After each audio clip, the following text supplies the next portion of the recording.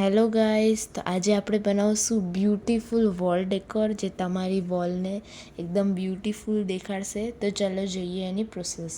તો ફર્સ્ટ આપણે કાર્ડબોર્ડ લેવાનું છે, એને રેક્ટેંગલ શેપમાં કટ કરી લેવાનું છે. પછી સાઇઝ તમે તમારી રીતે ચૂઝ કરી શકે. અને હવે આપણે માસ્કિંગ ટેપ લેવાની છે અને માસ્કિંગ ટેપથી બોર્ડર કવર કરી લેવાની છે જેથી સાઇડ્સ ઇવન દેખાય.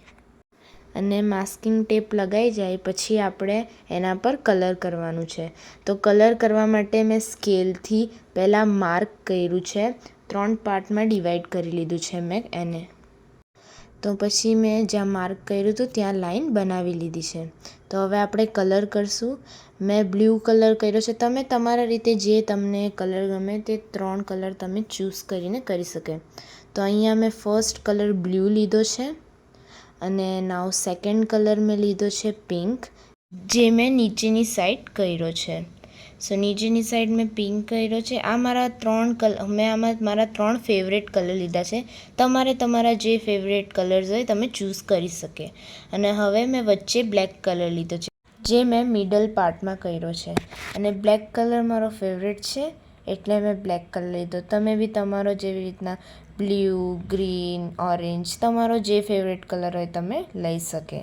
તો હવે આપણું કલરનું કામ થઈ ગયું છે. તો હવે આપણે કરશું એને ડેકોરેટ. તો એના માટે મેં લીધા છે કટ મિરર. કટ મિરરથી મેં સિમ્પલ ડિઝાઇન બનાવી છે. તમે તમારી રીતના તમારે જે ડિઝાઇન બનાવવી હોય બનાવી શકે.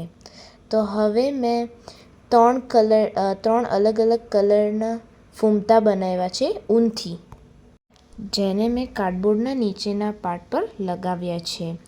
એને પહેલે ગ્લુથી લગાવ્યા એટલે થોડુંક પરફેક્ટ રહે. પછી એના ઉપર મેં ટેપ ચોંટાડી છે. હવે મેં જૂટ રોપનો ટુકડો લીધો છે, જેને મેં ગ્લુ અને ટેપથી કાર્ડબોર્ડની પાછળ લગાવી દીધું છે, જેથી કરીને આપણે એને હેંગ કરી શકીએ. એવા મેં 2 પીસ બનાવ્યા છે. અને જો ગાઈસ તમને મારો વિડીયો પસંદ આવ્યો હોય તો લાઈક, શેર અને સબસ્ક્રાઈબ કરવાનું ભૂલતા નહીં. Bye bye. જય શ્રી કૃષ્ણ.